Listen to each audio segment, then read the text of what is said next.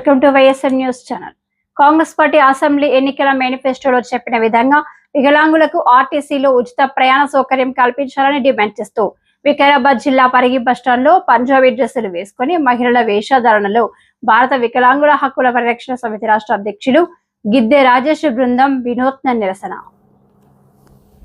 ఎన్నికల హామీ ప్రకారం వికలాంగులకు ఉచిత ప్రయాణ సౌకర్యం కల్పించేంత వరకు ముఖ్యమంత్రి రేవంత్ రెడ్డి ప్రభుత్వంపై తమ పోరాటం ఆగబోదని వెల్లడి.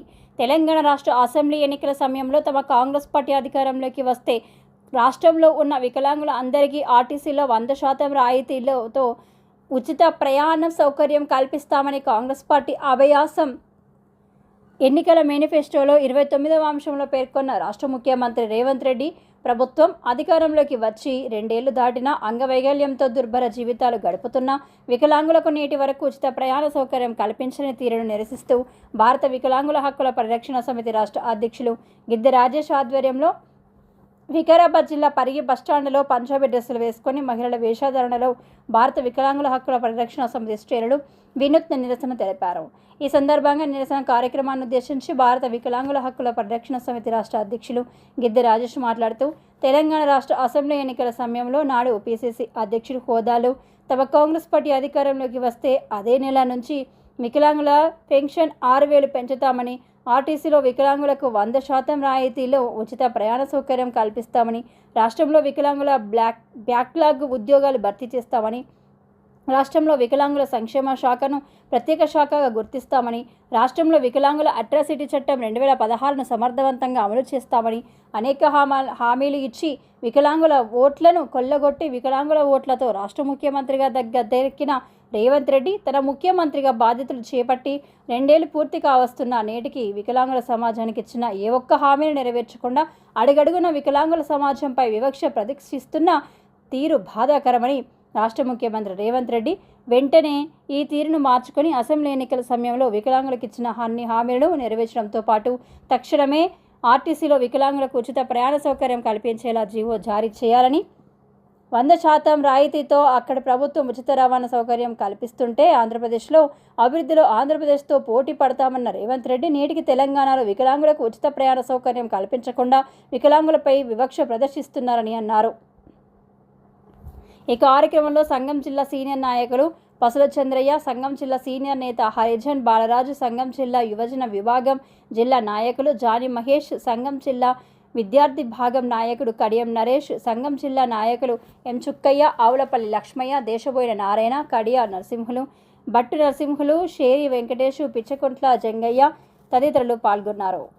100% రాయితీతోని ఉచిత ప్రయాణ సౌకర్యం కల్పిస్తామని చెప్పేసి కాంగ్రెస్ పార్టీ అభయాస్త్రం ఎన్నికల మేనిఫెస్టోలో 29వ అంశంలో పేర్కొన్నటువంటి రాష్ట్ర ముఖ్యమంత్రి రేవంత్ రెడ్డి గారు అధికారంలోకి వచ్చి దాదాపు 2 ఏళ్లు పూర్తయినా కానీ నేటి వరకు కూడా మా వికలాంగుల సమాజానికి ఉచిత రవాణా సౌకర్యం కల్పించినటువంటి తీరుకు నిరసనగా ఇవాళ వికారాబాద్ జిల్లా పరిగిలో పంజాబీ డ్రెస్సులు వేసుకొని మహిళల వేషధారణలో మేము రాష్ట్ర ప్రభుత్వానికి మా యొక్క నిరసనను తెలియజేస్తున్నాం.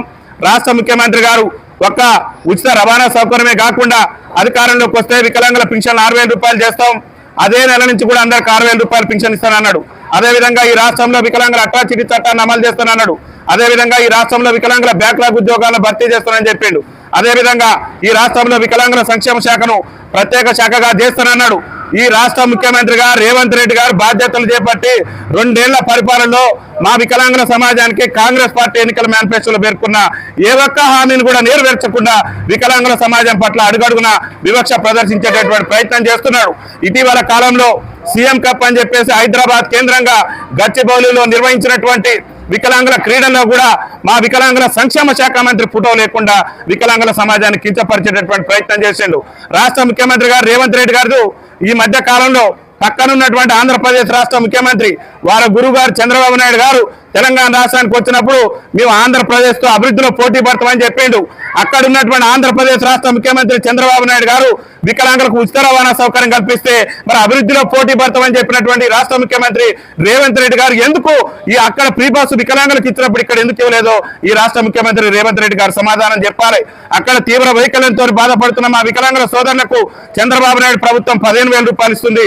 రేవంత్ రెడ్డి గారు గత ముఖ్యమంత్రి కేసీఆర్ ఇచ్చినటువంటి 4,000 రూపాయలు 16 రూపాయల పింఛన్ మాత్రమే ఇస్తూ మా పొట్టగొట్టేటటువంటి ప్రయత్నం చేస్తున్నాడు. ఇవాళ చాలని పింఛన్లతోని నరకయాత్ర అనుభవిస్తూ దుర్భర జీవితాలు గడుపుతున్న మా వికలాంగుల సమాజానికి మీ కాంగ్రెస్ పార్టీ ఎన్నికల మేనిఫెస్టోలో చెప్పిన ప్రకారం వెంటనే ఆర్టీసీలో ఉచిత రవాణా సౌకర్యం కల్పించాలి. ఈ ఉచిత రవాణా అంశం మీద గౌరవ రాష్ట్ర రవాణా శాఖ మంత్రి పొన్నం ప్రభాకర్ గారికి అనేక సార్లు విజ్ఞప్తి చేస్తే మీ వికలాంగులకు ఉచిత రవాణా సౌకర్యం ఇవ్వటం సాధ్యమయ్యే అంశం కాదని చెప్పేసి అనేక సార్లు మా వికలాంగుల సమాజాన్ని కించపరిచే ప్రయత్నం చేసాడు. అలా తెలంగాణ రాష్ట్ర ఉద్యమంలో మా పొన్నవన్న పాల్గొన్నాడు, తెలంగాణ రాష్ట్ర సాధనలో మా పొన్నవన్న ఉన్నాడని చెప్పేసి ఆయన విజయం కోసం కూడా వికలాంగుల సమాజం ప్రయత్నం చేస్తే ఇవాళ మీరు రవాణా శాఖ మంత్రి ఉండి మా వికలాంగులకు ఉచిత రవాణా కల్పించలేనటువంటి ఒక దౌర్భాగ్య రాష్ట్ర మంత్రిగా మీరున్నారు. తక్షణమే పొన్నం ప్రభాకర్ గారు ఆయన రాష్ట్ర మంత్రి పదవికి రాజీనామా చేసి వికలాంగుల సమాజానికి క్షమాపణ చెప్పాలని చెప్పేసి మేము డిమాండ్ చేస్తున్నాం. వికలాంగులకు ఆర్టీసీలో 100% ఉచిత ప్రయాణ సౌకర్యం కల్పించకుంటే రాష్ట్ర ముఖ్యమంత్రి రేవంత్ రెడ్డి గారికి ముచ్చెమటలు పట్టించే విధంగా రాష్ట్ర వ్యాప్తంగా పెద్ద ఎత్తున ఉద్యమ కార్యాచరణ తీసుకొని ఆయన ప్రాతినిధ్యం వహిస్తున్నటువంటి కొడంగల్ కేంద్రంగానే వేలాది మంది వికలాంగులతోనే త్వరలోనే వికలాంగుల ఆవేదన దీక్షను కూడా నిర్వహించబోతున్నాం.